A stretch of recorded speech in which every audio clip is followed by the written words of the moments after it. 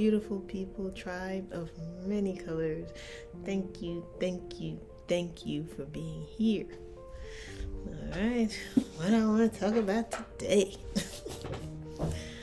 I found this old book, right? It's called The Book of Virtues for Young People.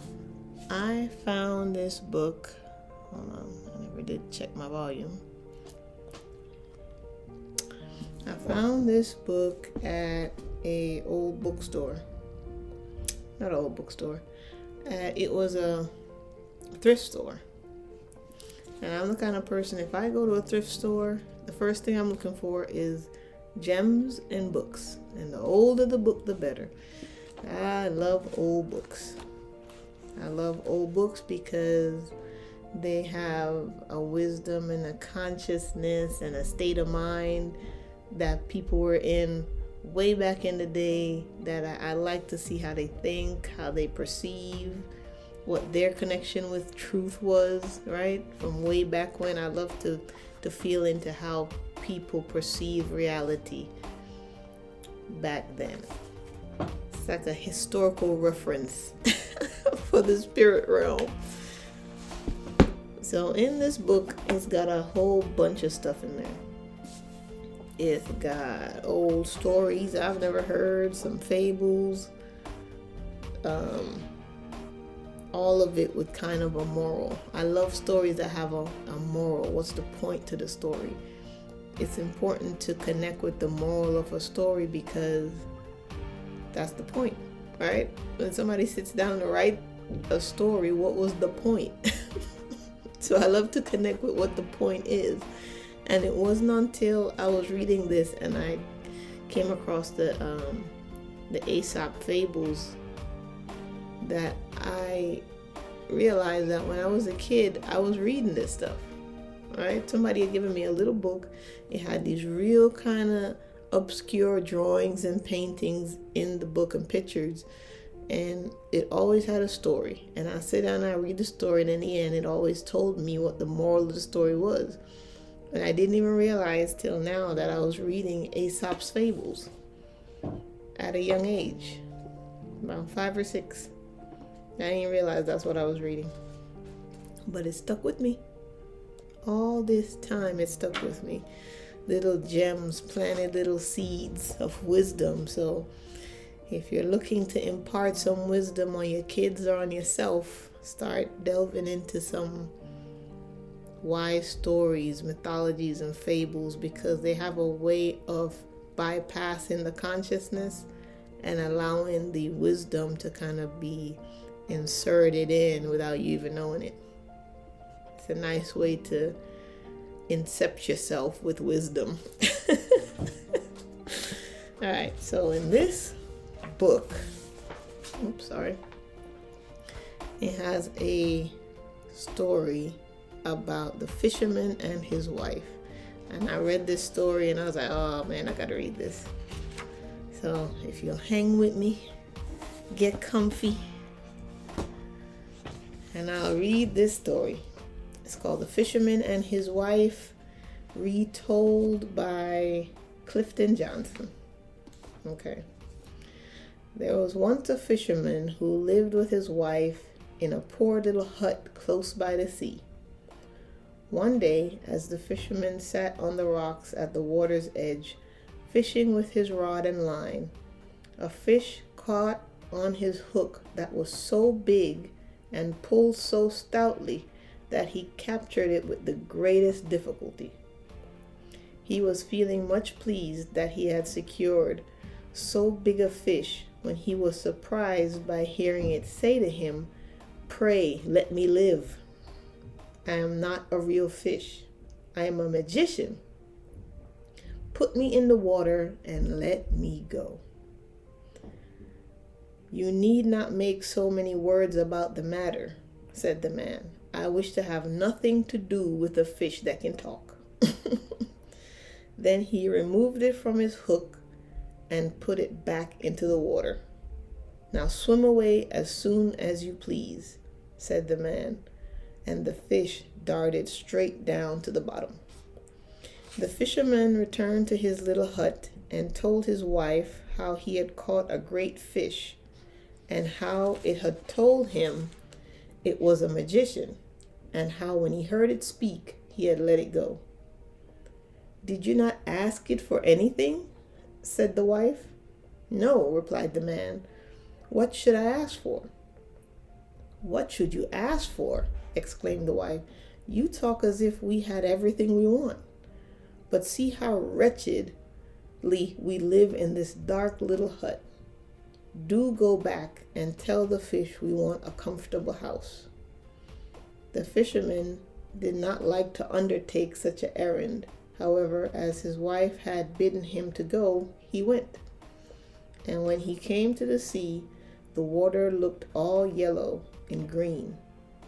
He stood on the rocks where he had fished and said, "O man of the sea, come listen to me, for Alice my wife, the plague of my life, hath sent me to beg a gift of thee."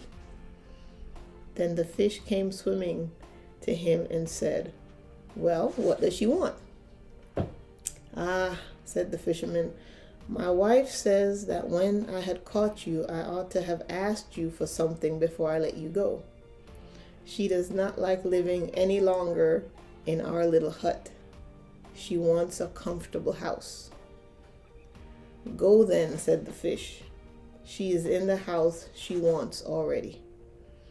So the man went home and found his wife standing in the doorway of a comfortable house.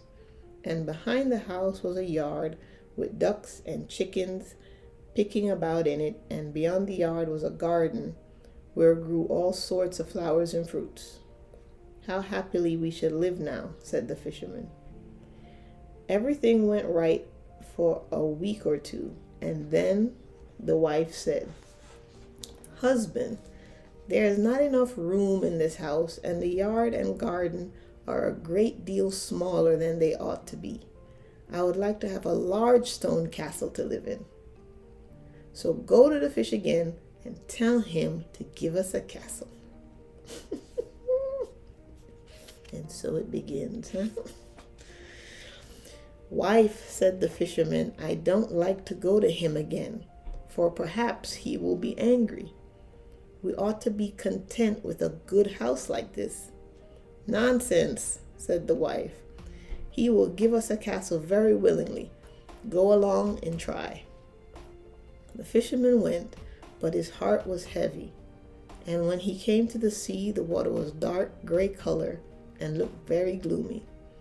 He stood on the rocks at the water's edge and said, "O man of the sea, come listen to me, for Alice my wife, the plague of my life, hath sent me to beg a gift of thee."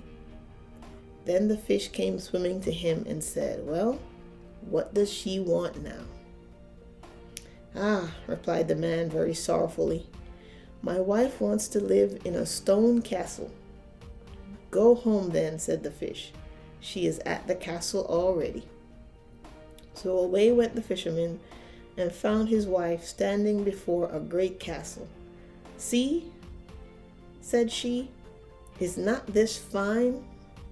They went into the castle, and many servants were there, and the rooms were richly furnished with handsome chairs and tables. And behind the castle was a park half a mile long, full of sheep and goats and rabbit and deer. "Now," said the man, "we will live contented and happy in this beautiful castle for the rest of our lives." "Perhaps," said the wife, "but let us consider and sleep on it before we make up our minds." And they went to bed. The next morning when they awoke, it was broad daylight, and the wife jogged the fisherman with her elbow and said, "Get up, husband, bestir yourself, for we must be king and queen of all the land." "Wife, wife," said the man, "why should we wish to be king and queen? I would not be king even if I could be." "Well, I will be queen anyway," said the wife. "Say no more about it, but go to the fish and tell him what I want." So the man went, but he felt very sad to think that his wife should want to be queen. The sea was muddy and streaked with foam as he cried out, "O man of the sea, come listen to me, for Alice my wife, the plague of my life, hath sent me to beg a gift of thee." Then the fish came swimming to him and said, "Well, what would she have now?" "Alas," said the man, "my wife wants to be queen." "Go home," said the fish, "she is queen already." So the fisherman turned back, and presently he came to a palace, and before it he saw a troop of soldiers, and he heard the sound of drums and trumpets. When he entered the palace, and there he found his wife sitting on a throne, with a golden crown on her head, and on each side of her stood 6 beautiful maidens. "Well, wife," said the fisherman, "are you queen?" "Yes," she replied, "I am queen." When he had looked at her for a long time, he said, "Ah, wife, what a fine thing it is to be queen. Now we shall never have anything more to wish for." "I don't know how that may be," said she. "Never is a long time. I am queen, 'tis true, but I begin to be tired of it. I think I would like to be Pope next."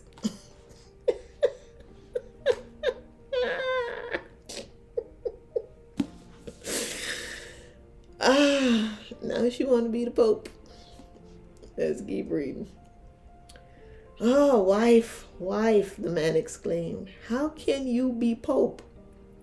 There is but one Pope at a time in all the Christendom." "Husband," said she, "I will be Pope this very day."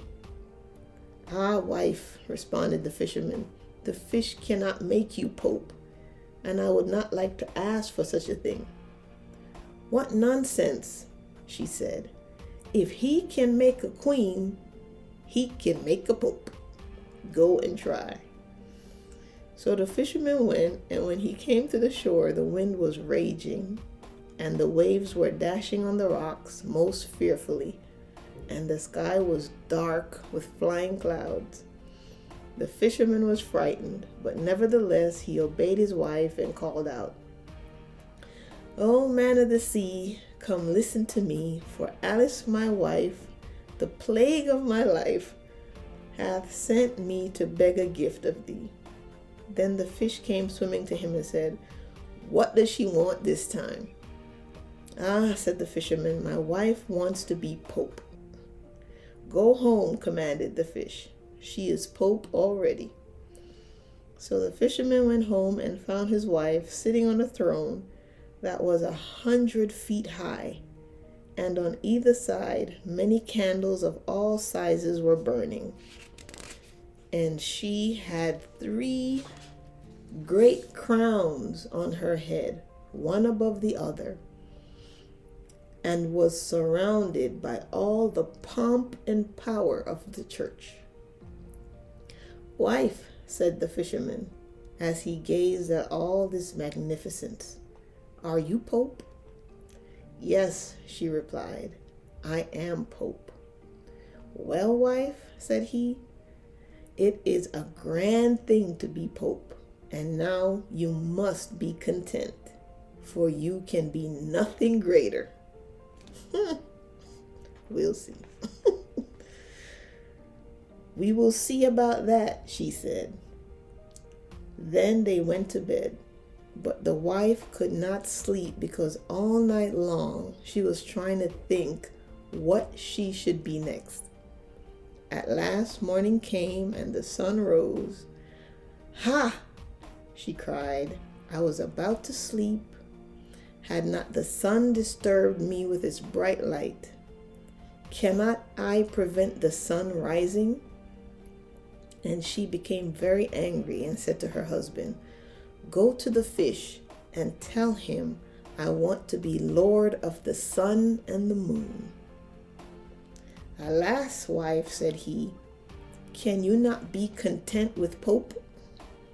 "No," she said, "I am very uneasy and cannot bear to see the sun and moon rise without my leave. Go to the fish at once." The man went, and as he approached the shore, a dreadful storm arose, so that the trees and rocks shook, and the sky grew black, and the lightning flashed, and the thunder rolled, and the sea was covered with vast waves like mountains. The fisherman trembled so that his knees knocked together, and he had hardly strength to stand in the gale while he called to the fish, "O man of the sea, come listen to me, for Alice my wife, the plague of my life, hath sent me to beg a gift of thee." Then the fish came swimming to him and said, "What more does she want?" "Ah," said the fisherman, "she wants to be Lord of the sun and moon." "Go home to your hut again," said the fish. So the man returned, and the palace was gone, and in its place he found the dark little hut that had formerly been his dwelling, and he and his wife have lived in that little hut to this very day. Wow. Wow. Wow. I'm gonna tell you what I think about this story. And I love it because there's so much depth in it. There's a lot you can look into. There's a lot that comes up as moral and wisdom and lesson. In her desire to have so much, she lost everything. Matter of fact, I want to say there was a moral to it that the book wrote. What did it say? Okay, so here's the book's moral. We should know that too much of anything, even a good thing, may prove to be our undoing. As this old tale shows, we need to recognize when enough is enough. And I got that too. That's very much on the nose. That's very obvious that she wanted so much that she lost everything. It reminds me of the story of the dog with the bone in his mouth. So that story goes as the dog walking, it already has a bone in its mouth. It's crossing a bridge and sees its own reflection in the water. It thinks there's another dog in the water, and that instead of one bone, it can have two. So it jumped in the water at its own reflection because it thought it was another dog, and ended up losing the bone in its mouth.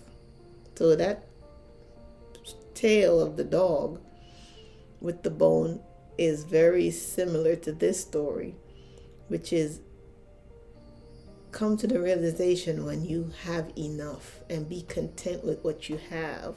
Because if you get locked into the energy of greed, in the end you end up with nothing, right?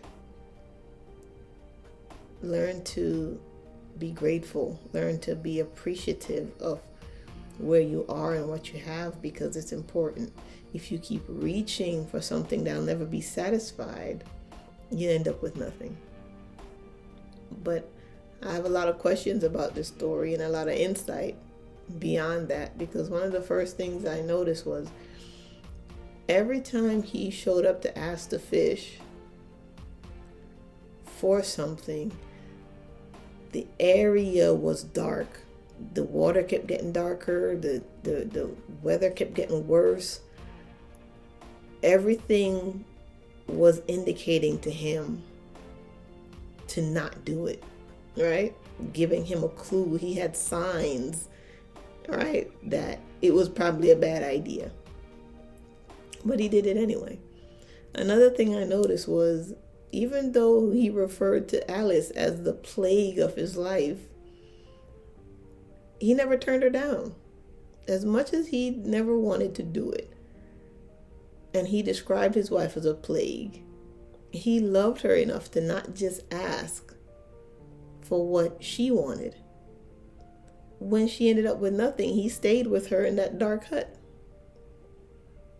So it was also a hidden story of, initially could come off like he doesn't love his wife or he's angry at her, but he loves her through all of her flaws and all of her desirings and her greed, and he loved Alice, even though initially it might not come off that way. The other thing I noticed was he never asked for anything for himself. This was his experience, his fish, his encounter. He caught it. So it almost felt like he got lucky, and he gave his luck away to someone who didn't appreciate it. And so I asked myself, I wonder what would have happened had he taken the opportunity to ask for something for himself. Right? Sometimes we can do that. We come into an opportunity, or we come into money, or we come into luck, or we come into something, and we automatically think to extend it to others or give it away. And sometimes life is saying, hey, this is yours. This is your moment. Take this opportunity to ask for something for yourself, especially if you're someone that you're constantly giving and giving and giving. Maybe instead of giving your luck away, giving your opportunity away, take it for yourself this time. Really do something that you want to do with it and create something better than Alice created for herself. But listen, I don't have all the answers, right? Stories have wisdom. That's just my little take on it. Some of the stuff I see, I don't know everything. So if you have a perspective or a feeling about the fisherman and his wife, Alice, or if it reminds you of anything, or if you have some wisdom about the story, hey, share it with me. Let me know. Each one teach one. We learn from each other, right? But just wanted to share that with you guys. I hope you're having an amazing day. I hope you're taking care of yourself. I love you. Okay? I hope you love yourself just as much. I hope you're taking care of yourself just as much as you're taking care of everybody else. Just keep showing up, keep pushing through. If you're having a hard time, remember it gets better. You've been here many times before. I love you. I love you. I love you. Have an amazing day. Bye.